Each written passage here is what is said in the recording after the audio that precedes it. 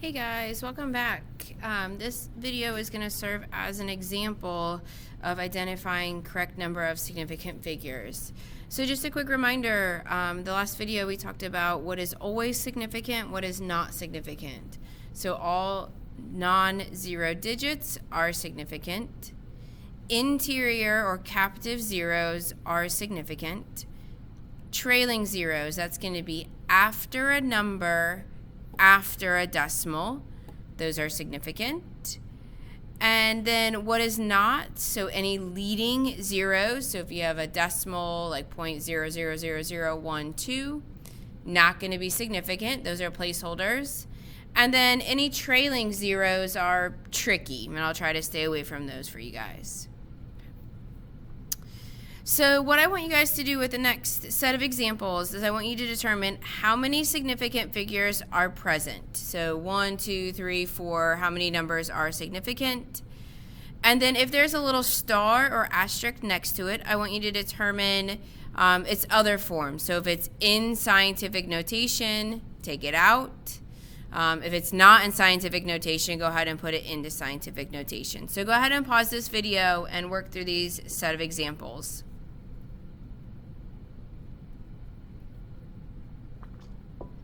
All right, so the hope is you have worked through these, so let's work through each of them. First, these are tricky examples. I picked tricky examples on purpose. They are great teachable moments. Please know that I am not this cruel and unusual on tests and exams, but I did want to have some teachable moments. So the first one, how many significant figures are here? So in this one has 2 significant figures. So SF is kind of my shorthand for significant figures, or you'll see sig figs. So just the 3 and the 5. This rule is leading zeros are not significant. So that's why the zeros in the beginning are not. When we put this into scientific notation, this should clear up any confusion that may be there. So putting this into scientific notation, we move this decimal over 1, 2, 3 places. So we want a number between 1 and 10. So 3.5 times 10. And then I moved it over 1, 2, 3. So that's going to be my exponent. And this number was originally less than 10. So that's why it's a negative exponent. Now we see that it's pretty clear that only the 3 and the 5 are significant, so that's where our 2 sig figs came from. All right, for B, how many significant figures do we have here? The answer is 4 sig figs. Okay. The rule that this one follows is after a number, after a decimal, it is significant. So the 1, the 0, that's the captive or interior, the 8, and this 0 are all significant. So this 0 is after a number, after a decimal. Remember the silly way. I'm a lazy chemist. I don't do things unless I have to. Everything we do is in symbols and numbers, right? Us chemists, we don't write anything out. We don't have to. So if I bother to put this 0 at the end, I expended that energy on purpose. It's supposed to be there. The instrument gave me that number. All right, for C, this one's pretty easy. So this one has 4 significant figures. So all of these are non-zero digits. Easy peasy. For D, here it's already in scientific notation. So it's pretty clear how many sig figs we have here. All 3 of these numbers are non-zero digits. So the 1, the 2, and the 3 are significant. So this has 3 sig figs. This one was already in scientific notation. So I asked you to put this into standard notation. So that's moving the decimal back, taking the exponent away. So with this -3, that tells me that it's going to be a number that's less than 1. And it tells me that decimal needs to be moved over 3 places. So we've got the 0.0012 3.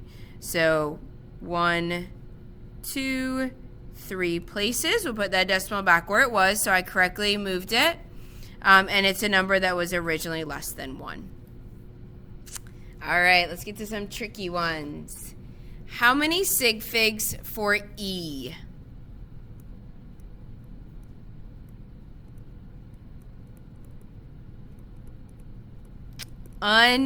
Unlimited, huh? So this is an example of a counting number. There is no uncertainty that 1 dozen of whatever equals 12 of those things. So if I say 1 dozen eggs, that is 12 eggs. It is not 12.1. It is not 11.9. It is 12. No uncertainty there. Without uncertainty, we have unlimited sig figs. This is going to be important when we start using doing calculations. So another way of saying this is also a definition. So by definition, 1 dozen equals 12. Again, unlimited sig figs here.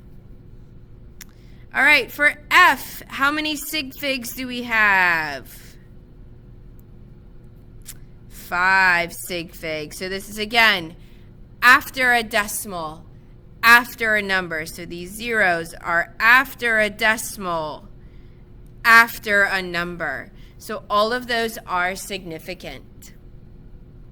Then I asked you to put this into scientific notation.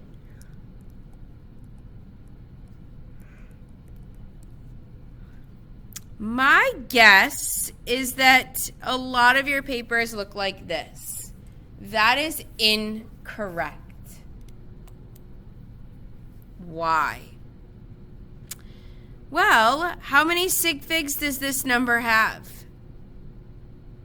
Yeah, it's only got the 2. So by going from standard notation to scientific notation, we cannot lose any of the reliability or uncertainty in that number. If I recorded 5 significant figures in one notation, it has to maintain 5 significant figures in the other notation. We're not changing anything other than the position of the decimal. So this should look like the following.